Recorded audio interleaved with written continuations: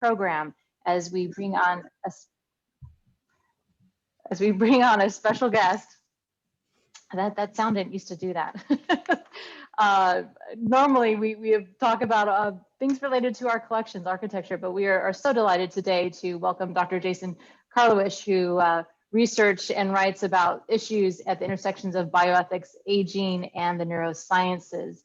He is the author of a book about which there will be a conversation today, and he's been speaking all over the place in national forums, so we are very lucky to have him here. His new book is The Problem of Alzheimer's: How Science, Culture, and Politics Turned a Rare Disease into a Crisis and What We Can Do About It. He's written essays, you've probably seen them in places like the New York Times, the Washington Post, Forbes, The Hill, and the Philadelphia Inquirer, and he is a professor of medicine, medical ethics, and health policy, and neurology. That's a lot of topics to pull together at the University of Pennsylvania, as well as co-director of the Penn Memory Center, where he cares for patients. In conversation with him today is a very special member of the Athenaeum, Richard Bartholomew, who recently stepped down after fulfilling 2 terms on the board of the Athenaeum, though he's still deeply involved in helping us keep our building superintendent's committee running smoothly and keeping this building in great shape. Richard is an award-winning architect and city planner whose professional career focused on urban planning.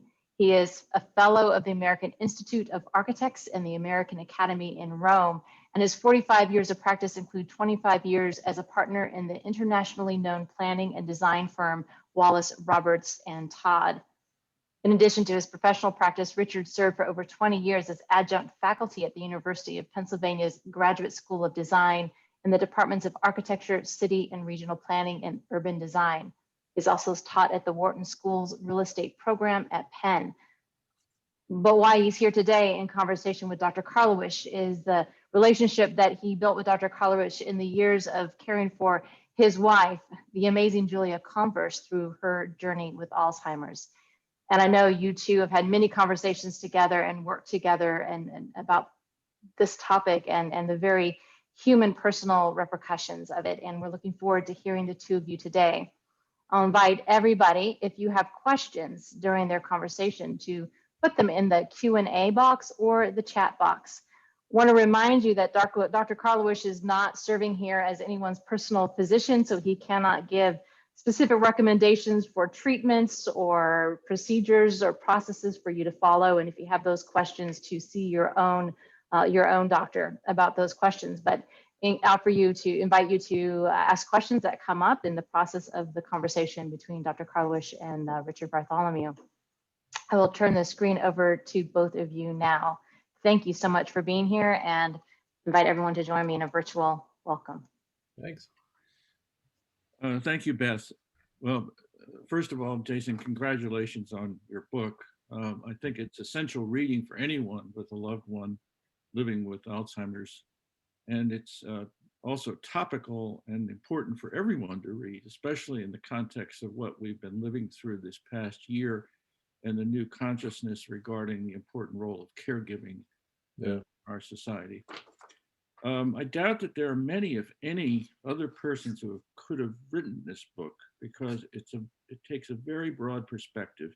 It deals not only with medicine and science, but also combines great storytelling, sociology, politics, economics, and history to create a comprehensive picture of what you aptly call the problem of Alzheimer's. Could we begin by you telling us something about your background and how you ended up as a specialist in Alzheimer's disease and came to write this book? Sure. Yeah. So thank you, Richard. It's a pleasure to be here. And this is, of all the events I've done, this was the one. This is on the list of the ones I was most looking forward to. My only regret is it's not live and in person, but someday for that. Sure. Yeah. No, I am trained as a physician. I'm an internist, and after I did my internal medicine residency, I actually was originally going to be a critical care physician. I was matched at the University of Chicago in a critical care fellowship. At the same time, though, I was doing another fellowship in bioethics, and longstanding interest I had. And I had been secretly cultivating an interest in aging. What is aging? How is it different than disease? Obviously, as a result of my work as a physician in Baltimore, where our patient population was notably elderly. But then, I was going to do critical care. I was interested in the science of critical care, but I made a radical change and switched into geriatric medicine. And in part, the reason for that switch was not merely academic, my interest in aging, but personal. My grandfather, who at the time had a sort of vaguely diagnosed dementia, cared for by a daughter, my aunt, in the little town he lived in. And he fell, broke his hip, got 911, as they say, admitted to an academic medical center, top flight, had the best of surgery and the worst of care, and 6 months later was dead. And the care he got was like a madhouse. And again, it was at a top flight institution. It was Yale, just to be blunt. I've been sort of hiding that. And I made a switch. I said, critical care is important. And certainly the events of the last few months have taught us the intense value of critical care. But we didn't need more critical care doctors. We needed more doctors to focus on the kinds of problems my family faced, that my grandfather faced. That wasn't the reason, but it was a big reason why I made the switch. And I recount that in the book and talk about it. And then it really clicked. After that, it was, my interest in bioethics, aging, being a geriatrician. It was a wealth of topics. I focused pretty quickly on my interest in dementia, in particular the disease called Alzheimer's that causes dementia. And I've been working in that space ever since, which is basically 1997 when I came to Penn. And then my career as a writer was also sort of something that I've been doing for a while, but didn't really get that kicked in until around about 1998 or so, when I started writing some essays. And then I worked I got really busy with my academic writing, but then later on said I really want to broaden my writing. I wrote a novel called Open Wound, The Tragic Obsession of Dr. William Beaumont. And then about 10, 11 years ago, I said I really need to write a book about Alzheimer's and try to make sense of this problem of Alzheimer's, although I didn't think of that title until about 6 months ago or 10 months ago. And got working on it in earnest about 5 years ago, really started working on the book about 5 years ago. And in brief, it was a struggle, really. Struggle is a strong word. It was how much is this book about me as a doctor? How much is this book about the story of Alzheimer's, or how much is it about both? And I finally was able to arrive at what I think is a consilience of my own history and experience as a physician, but also the broader stories that go back to the early 20th century. And I'll wrap up. Medicine is really a gamish of fields. I mean, to be a physician is to be a little bit of an anthropologist, a little bit of an anatomist, a little bit of a biochemist, a little bit of a sociologist, a little bit of a therapist. It truly is a gamish field. And you have to sort of have this sort of tolerance for knowing a lot about many things and not much about anything. So you're perfectly situated to write a book like this, because, you've got to be confident that you can wade into fields that you could, you're vastly underskilled, like history, and yet be confident enough to say, well, I think I can learn enough about it to write about it. So I guess I'm a brave sinner. Well, the subtitle of the book, I think, is very telling. It's how science, culture, and politics turned a rare disease into a crisis and what we can do about it. And you spend a lot of time in the book reviewing the history that's affected the lack of progress since the discovery of the disease by, I hope I'm pronouncing this correctly, Dr. Alois Alzheimer about over 100 years ago. Yeah. Could you just briefly talk a little bit about those events and significant events during that period of time, and how you conclude that Alzheimer's disease, as you write, had disappeared into oblivion by the close of the 20th century and became the problem that it is now? Yes. So by the way, there are several titles of the book, each of which in its time I thought that's the title. Obviously, the title that we settled on was the one that you've read. But just before that title, it was The Disease of the Century. And then COVID hit. And my publisher said, I think we should probably change the title. And I'm glad we did change it to this title. And you're right, the subtitle really speaks to what the book's about. It's a 4-part book. And the first part of the book is how science and culture turned a rare disease into a common disease, and then how politics turned it into a crisis. And the second half of the book is what we can do about it. parts 3 and 4. So part 1 and 2, one of the fun things about writing the book was I had a lot of received sort of ideas that I had just been taught in very glib ways about the history of Alzheimer's. And part of the work I did researching the early 20th century was to suddenly realize a lot of the things I was told were the case were simplifications and smoothing outs of stories so as they would sort of make sense, when actually the sense of them was the nonsense of the stories. The truth is the tragedy, actually.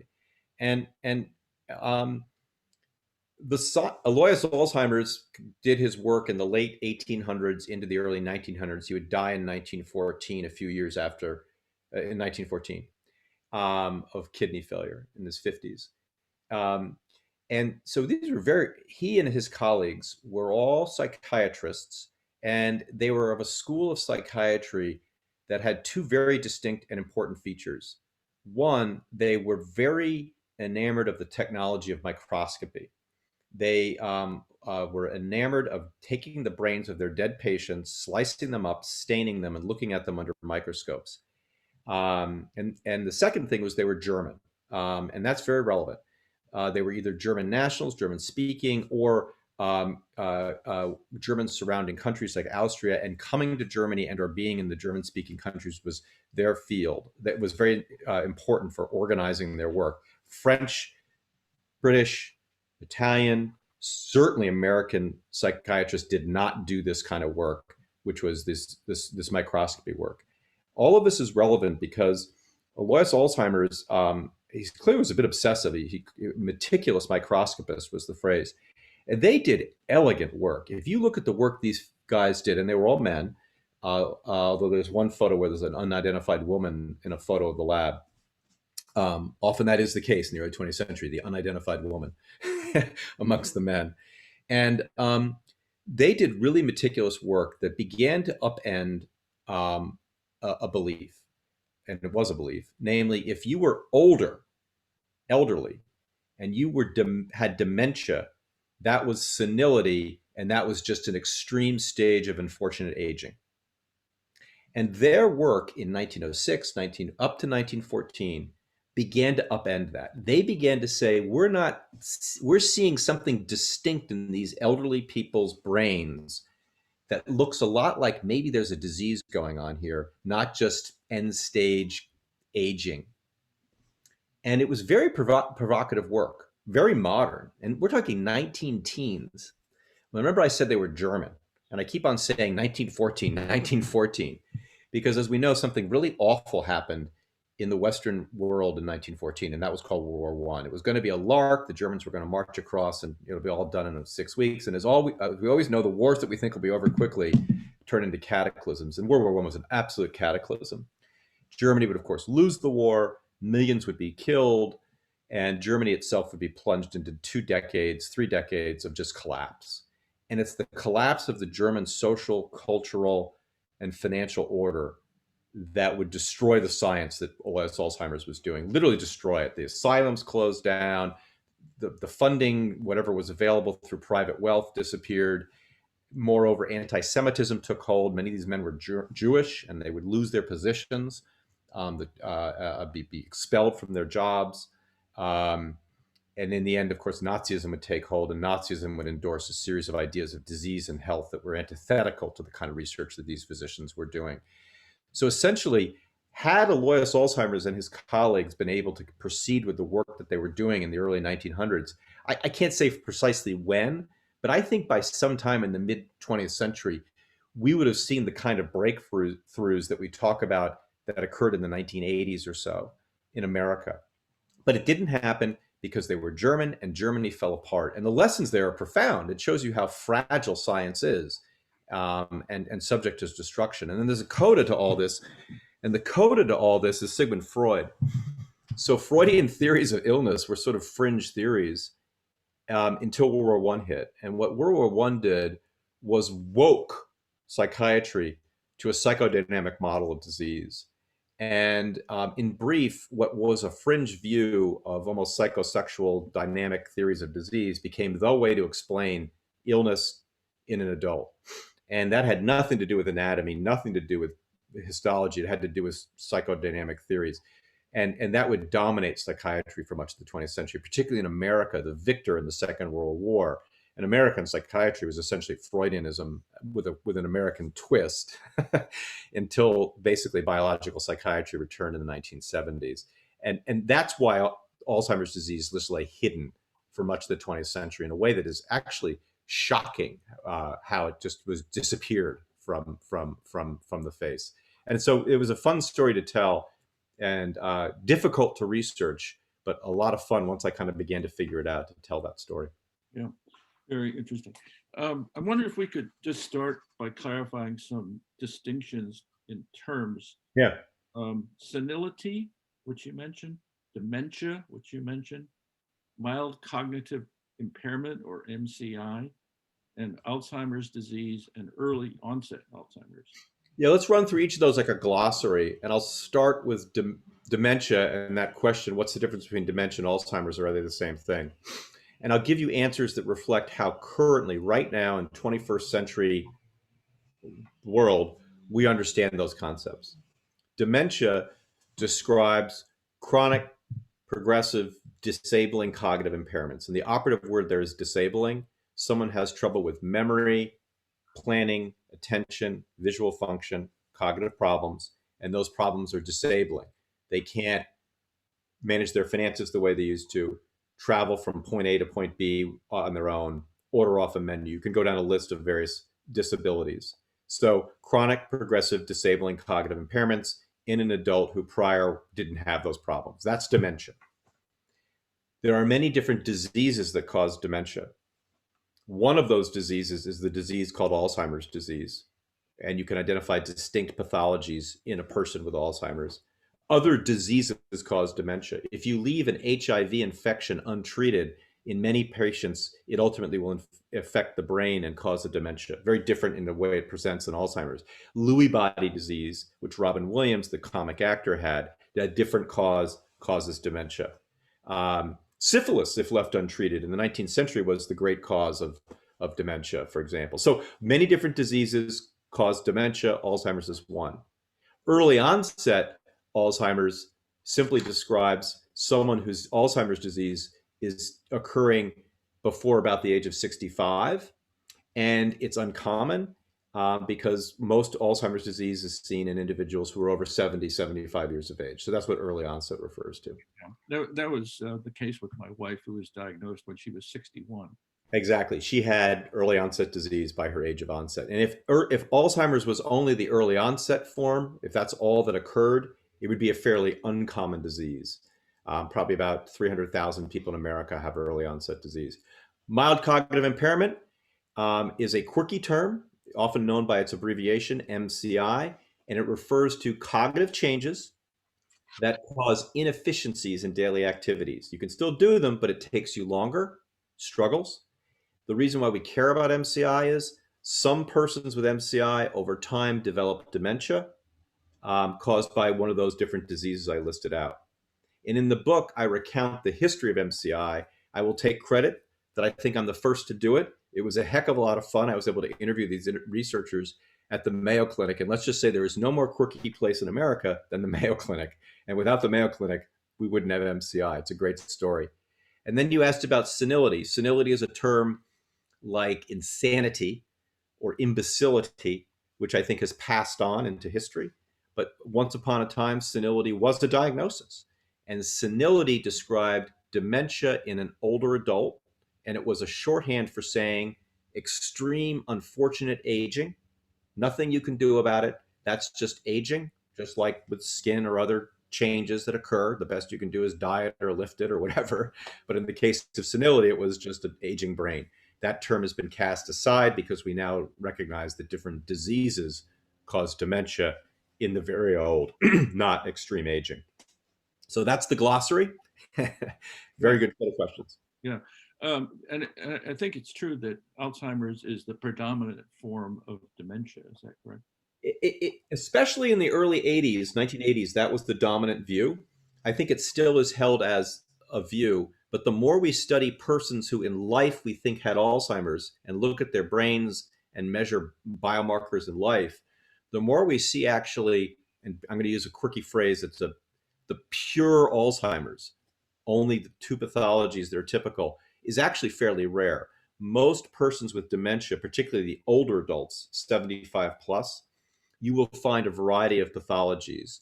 The plaques and tangles of Alzheimer's, Lewy bodies, vascular disease, TDP-43, such that now in the field, what we say is heterogeneity is the sort of operative descriptive term for the causes of Alzheimer's, for the causes of dementia. But Alzheimer's is sort of the emperor of the diagnoses, if you will, that sort of dominates the field. Although I think there's a revolution that's going to occur in nomenclature in the ensuing 10 years where we're going to change the dominance of Alzheimer's as the descriptive term. Well, several related questions. As we age, most of it experience short-term memory problems. And some of us worry that they are signs, early signs of Alzheimer's. How do you diagnose someone, whether somebody's got a form of dementia, particularly Alzheimer's, and how does one determine whether to be evaluated, and equally important, whether a loved one should be evaluated? And should someone be particularly concerned if there's a history in the family of dementias?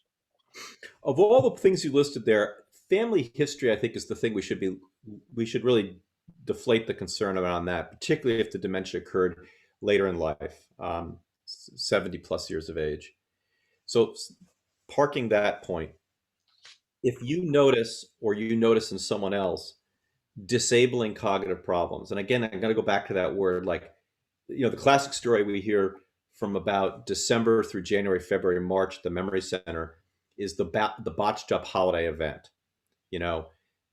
Mother always made the best of pies, but this year was like, what disaster unfolded in the kitchen, because the multitasking required for baking was too hard for her because of the cognitive problems. In other words, if you're noticing disabling cognitive problems in someone, subtle though they may be, not, meals were all okay until it was that challenging meal, or the taxes were a mess. The rest of the bills are fine, but the taxes this year were totally disorganized. That needs evaluation. On the other side, I think a very common cognitive change, which really is a change that is almost universal with the aging experience, is troubles with word finding, particularly under pressure, that tip of the tongue thing. Oh, what is that? Oh, that, you know what I'm talking about. I'm not trying to diminish that. And if it's getting worse and worse, that needs to be looked into. But tip of the tongue word finding problems are fairly common after the 6th decade. The Alzheimer's Association on its website has the 10 warning signs. And they're a really good summary of the 10 things to look out for, or if you notice, you should get evaluated. And I recommend that, the 10 warning signs. If you just type that into any search engine, you'll jump right to that list. So if you go down that and go, oh my gosh, my aunt, my brother, my husband, my whatever, that needs to be looked into. So I think I would recommend that resource. And this is a somewhat related question. What are the stages of Alzheimer's and how long do they last? My impression is that people can live with this disease for a wide-ranging number of years. And is it true that the number of years depends on when the disease is diagnosed, or does it have something to do with the gender of the person or some other factor, or is it just vary a great deal across individual cases? Yeah, so remember, because it's a disease of aging, that is to say, it's like heart disease, there's some relationship to the age of the individual in developing the problem. There are many persons with Alzheimer's often have other diseases. And so prognostication oftentimes, which is doctor talk for predicting the future with a disease, has to take into account what other diseases does this person have, because they will influence survival. So now I'm going to get really sort of clinical in a way that is a little bleak. In a person who otherwise has no other illnesses, that is to say is otherwise healthy and has Alzheimer's, the prognosis is a function of course, when was it diagnosed? Because if you diagnose it very early, you're going to live longer than if you diagnose it quite late in the disease. And you look back and say, my gosh, this person's had the disease for 5 years, but they were never diagnosed. So if you diagnose it at its earliest symptomatic presentation, when the person's first having problems that are mild in terms of the disability, the average survival is about 10 years. But there still is variability around that. And then again, like I said, toss in, excuse the phrase, toss in. I am so clinical here. Add in heart disease, diabetes, crippling arthritis. The prognosis changes, obviously. But it's about 10 years. The stages of the disease, in my world as a physician, we focus on one, really, and only one thing, and that is the extent of the disability. And by disability, I mean impairments in doing activities of daily living. In the beginning, troubles with managing money, medications, technology, transportation, shopping.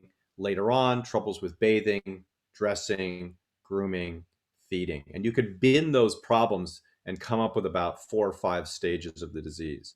What's notable was I didn't put in there troubles with behavior, which from the family perspective is like, you got to be kidding me, because the behavior problems are what, of course, are the most vexing with this disease. Not that they certainly are on the top of the vexatious list of vexations.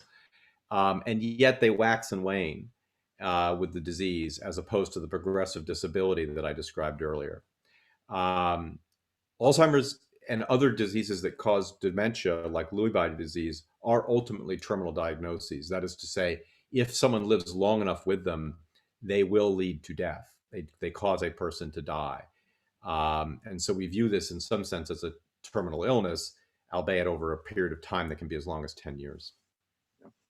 So in the book, you write that Alzheimer's is a disease of autonomy, and that Alzheimer's creates another patient. And you also said that the most important technology in a memory center is chairs. Could you elaborate on those observations? You, the architect and design guy, I knew you'd pick up on that. I'll never forget at our memory center when we got going. I used to go around to all the other offices to get chairs because unfortunately I didn't realize we needed more chairs. And it really is, it's a fascinating, and you have to laugh at the dark ironies and rueful humor that this disease creates.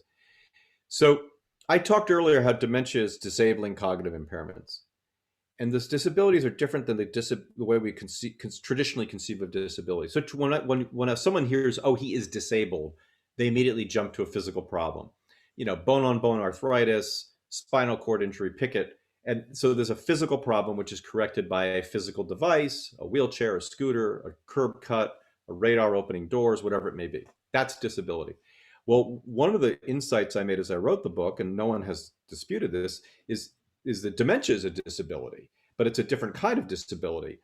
The persons are often quite physically capable. The machine works, the parts, but the orchestration of that body to do things is where the problems are. So unbalanced checkbook, confused medications. So unlike someone with a physical disability, the accommodation that someone with dementia needs is another brain. It's someone else to step in and fill in where that brain is having problems. And the word we use for that other brain is a caregiver, oftentimes a spouse, adult child, etc. And so one way to think of a caregiver is that they're an extension of the mind of the person with dementia. That is, they pick up where they leave off, fill in, and therefore make the person complete again.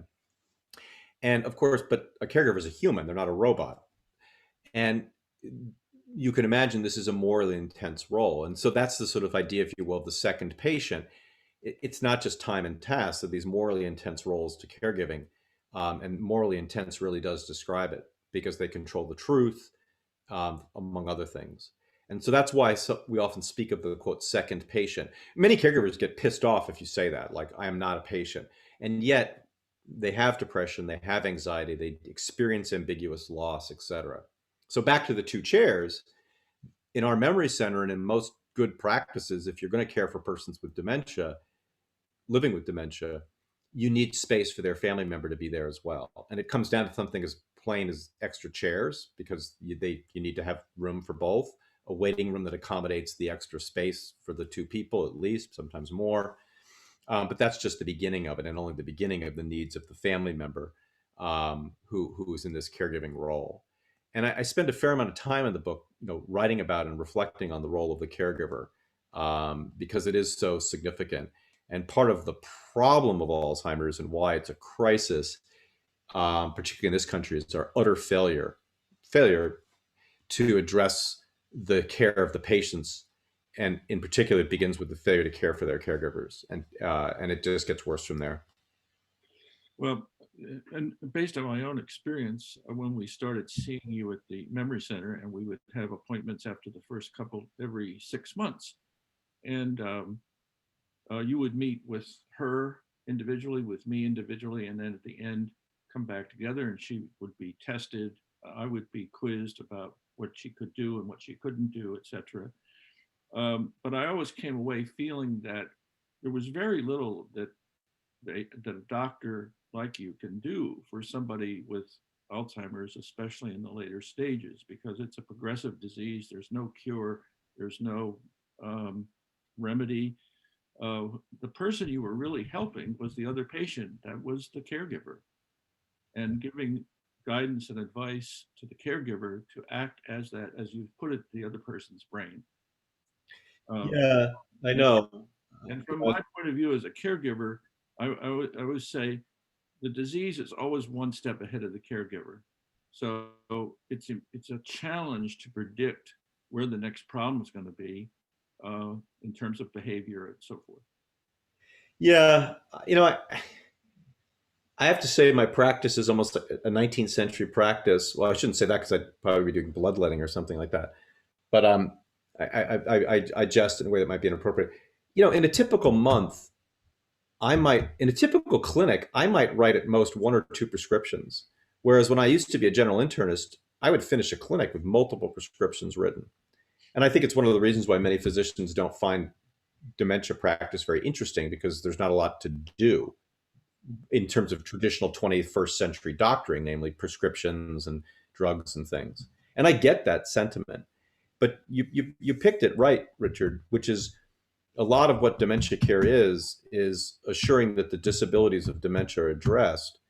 And again, back to what I was saying, it means really working with, and again, it's a rude statement, but I think it helps hammer the point home, the device that allows the person with dementia to function. And that device, again, is another human, and that human is their caregiver. And so you're right, a lot of my attention was certainly to Ms. Converse, of course, but a lot of it was to you and people like you, and taking the time to do that it should be standard of care. The problem, of course, in American medicine is those visits, with us were totally inefficient. I mean, I think it took an hour, and I mean, if you're trying to run a practice like that where you're seeing people, takes about an hour, and support staff, the fact I'm not writing any good reimbursable prescriptions, it's a total money loser.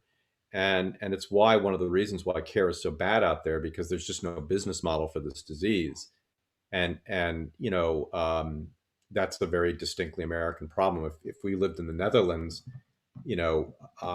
physicians in the Netherlands are given the 3 20-minute blocks to do a workup and adequately reimbursed for it, such that they can take the time. So this is a fixable issue, and it's a tragedy in America, frankly. Yeah. Well, I would like to leave time. I'm sure there are plenty of questions from the audience, but I'd like to finish with hopefully an optimistic note. Could you talk a little bit about what you see happening, let's say, in the next 10 or 20 years in the United States and elsewhere? Yeah. In terms of our ability to address this seemingly intractable problem of Alzheimer's? So I think that it's a reasonable time horizon, and I'm very loath to put precise numbers so people fixate, but I think this 5 to 10 year time horizon is a very rational time horizon to imagine a couple futures. One, there will be tests that can be done. I think blood tests with other later more complicated tests in terms of the technology like imaging that will identify humans who either identify the pathologies that are causing this individual to have cognitive problems and or who are at risk of developing cognitive problems, in the same way that a cholesterol test identifies someone who's at risk of having a heart attack. And when those tests show certain results, there will be treatments that you can take that will change the likelihood of either developing cognitive problems or, if you have them, of them getting worse. And my language is very nuanced here. I haven't said cure, I haven't said reverse, and it is contingent on having one of these test results being positive. My point is we should envision a future where we can diagnose and treat the diseases that cause cognitive problems with aging. For some, it may be a real flattening of any decline. For others, it may be a subtle slowing. And for others, it may be this drug isn't working. But I think we'll see this like the way we see heart disease and cancer, treatable to a degree. I think that's a very viable future in the next 5 to 10 years. And there are some drugs very much on the horizon which open us to that possibility. Having said that, implicit in what I've said, and now I'll make it explicit, is we're not going to drug our way out of Alzheimer's. In less than the time it takes to conceive and birth a child, we proceeded to discover a vaccination for this devastating COVID pandemic virus. That is not a future for this disease. I think it's sufficiently complicated that we're not going to just drug our way and make this something of the past like polio or COVID-19. So that then brings us to the next thing that I think needs to happen in the next 10 years. And this, though, will require not just science, but politics. And that is to reimagine, re-engineer how we care. And maybe COVID has taught us that in some sense, we either all have dementia or we're all caregivers. That is to say, we all realized how much we need each other. And we have failed in America to provide long-term care services and supports to persons living with dementia and their families, let alone older adults who are disabled from whatever disease disables them. If you're very rich, it's just another expense. If you're very poor, Medicaid steps in, but Medicaid is rationed and underfunded. The vast middle class, neither rich nor poor, are just left to figure this out and face economic chaos and uncertainty. That has to end. Maybe America has arrived at the view that providing long-term care services and supports through a long-term care social insurance program, like most countries do, Germany, Japan, Scotland, maybe we have arrived at that point that we're willing to create a payroll tax that will pay for that. Having said that, we still are having debates in this country of no new taxes, got to cut spending, etc. The reality is long-term disability caused by dementia, the American family is paying for it already. It's just hidden. So it's a cost hidden from the books. And we have to address this as a country. I don't know if the infrastructure proposal that President Biden's proposing will be the beginning of this conversation. Right now, the other side of the aisle essentially says it's got to be about roads, bridges, and I guess street lamps or something like that. But we really need to recognize the role of supporting America's caregivers and their family members with a long-term care social insurance program.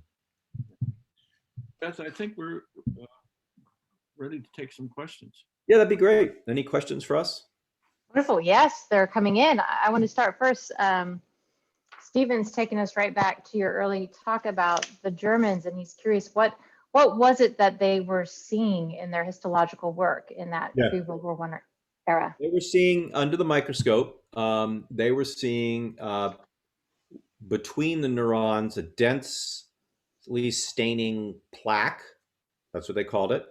And within the neurons, a tangle of fibrils, and that was all that was within the ghost of a neuron, and that we would come to call those tangles. So they saw the plaques and the tangles. The plaques, by the way, would come to be called Fischer's plaque because a physician named Oskar Fischer, Austrian, did the most meticulous microscopy work. Oskar Fischer, had he kept his job and lived, could have really broken the field for. He's an unsung hero in the field. He was Jewish. He lost his position in the his academic position, and he was ultimately imprisoned by the Nazis and killed at Eisenstadt prison. Anyway, they were seeing the very pathologies that today neuropathologists see. They didn't know they were amyloid plaques and tau tangles. It would take another few decades of work to do that. But they saw the disease in 1910. They were seeing it. But again, it all fell apart. It all fell apart. War has a way of doing that. It does. It does. Susan has an interesting question here. So you've talked about the disabling effects of dementia-related illnesses and about the need for an auxiliary brain of sorts. Yeah. She's wondering if you could talk about the manifestations of heightened creativity, heightened imaginativeness, persistent sense of humor that can also come with dementia-related illnesses? Yeah, it's a great question. What you're getting at with that question is sort of the preservation of mind and the transformation of mind in persons living with dementia. And I actually, in the book, I spent some time on this, and I interviewed Ann Basting, who's a theater arts professor in Wisconsin, who has a program called Time Slips, which is designed to bring out the creative abilities of persons living with dementia. It's not just all unicorns and rainbows. She's very quite serious about this and really sees the time slips approach as a way to live with and care for and interact with persons living with dementia. I devote a fair amount of space to her in the book, and her book is called Creative Care, and I highly recommend it if you're a caregiver. Creative Care by Ann Basting, Basting. I also spend time in the book about the mind of persons, even with advanced dementia. And I close the book with some stories of paradoxical lucidity. I won't develop the point in greater detail here, but I think that one of the fundamental moral challenges of this disease, dementia, this problem, is it challenges our ability to see a mind in the person. And instead we dismiss them with disgusting rhetoric like they're a vegetable, or they're dead before death, or they're a zombie, or pick your other awful rhetoric. And yet I think what the questioners was getting at is there's good anecdotal and otherwise evidence that if you creatively engage persons with dementia, some of them are capable of responding in ways that are creative. And whether that is through engagement of music or imagery or conversation, emotional engagement. And I want to emphasize, I'm not trying to say, and so therefore dementia is beautiful and we should enjoy it. No, like all disease, it's bad. Find me a disease that's good and you're kind of a masochist or a sadist. But, disease is woven into the human experience.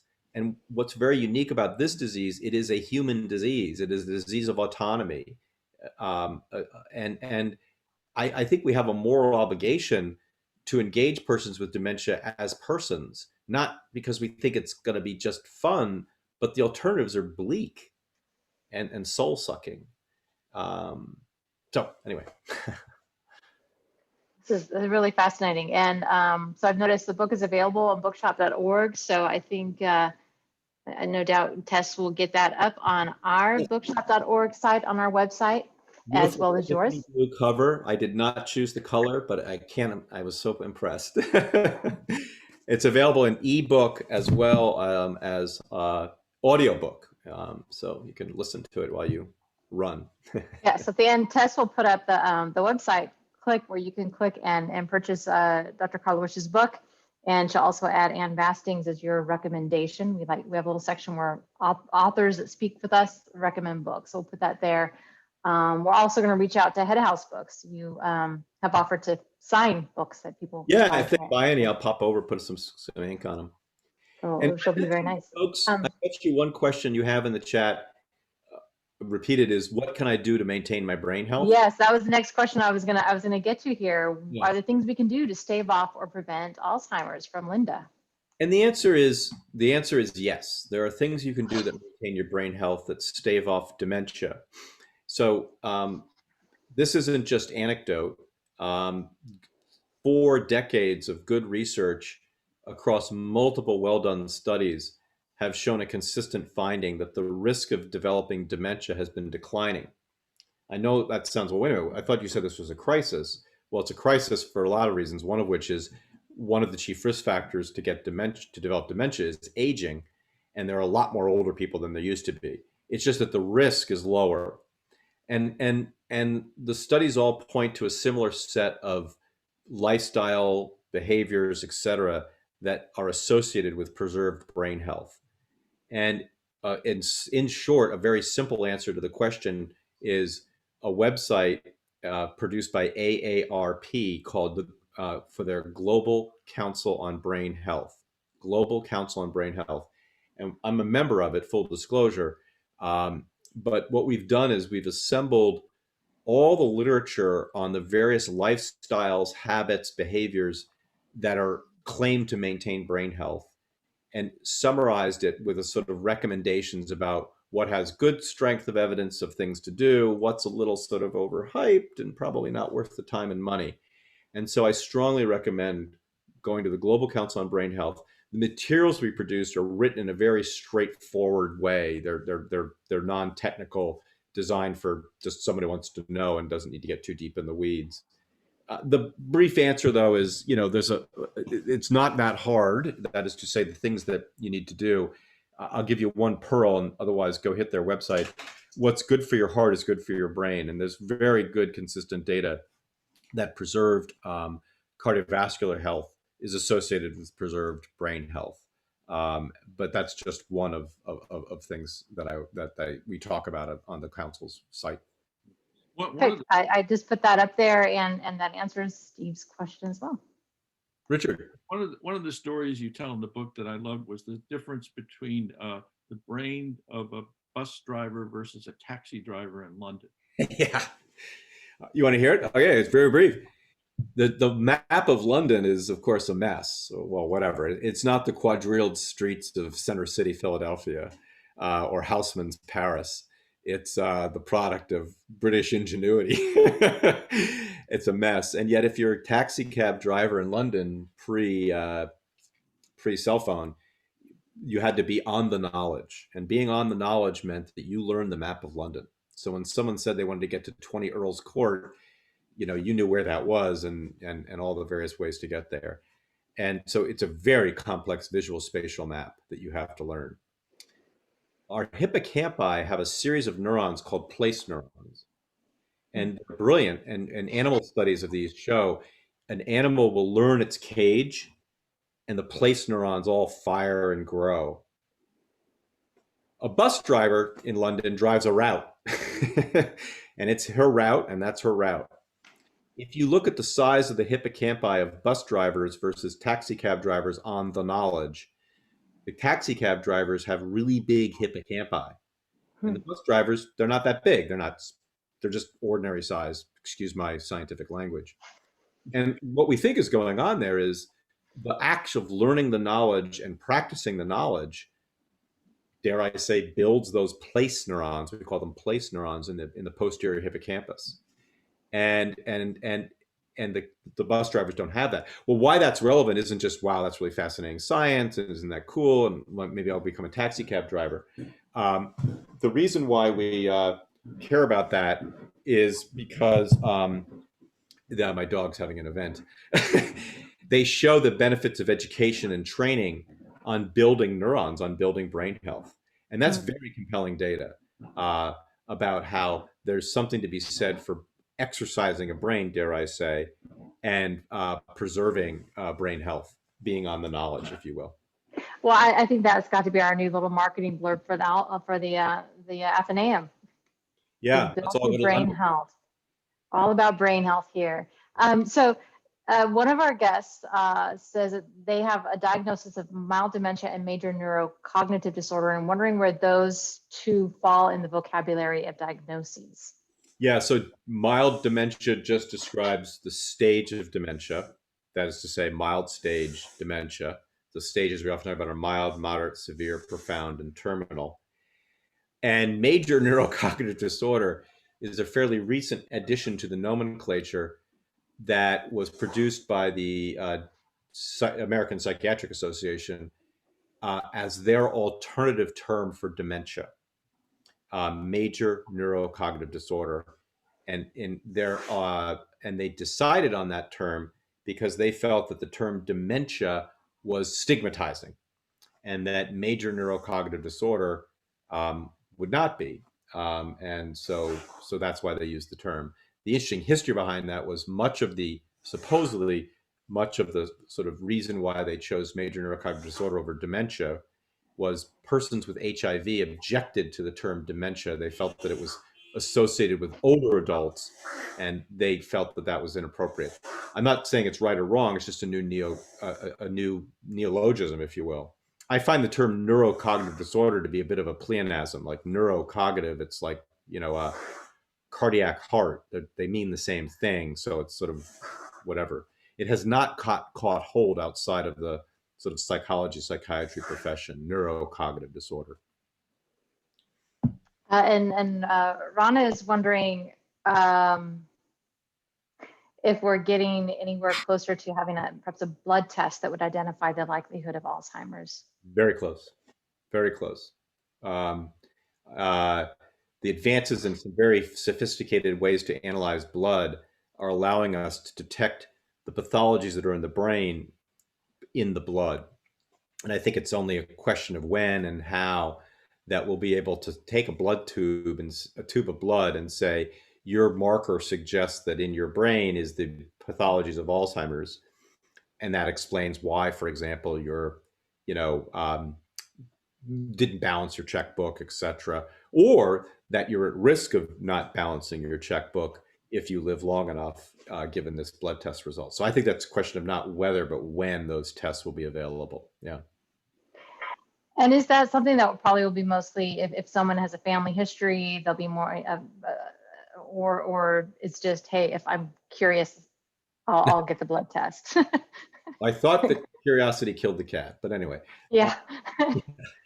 No, so I think we have to see this the same way. In America, you turn 50, happy birthday, you get a cake, you get a party, and you get a colonoscopy.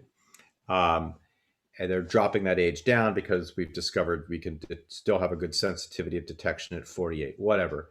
I think we will arrive, given the timing of when disease onset occurs, given the efficacy of therapies that we don't yet have, when the appropriate time will be to do those tests.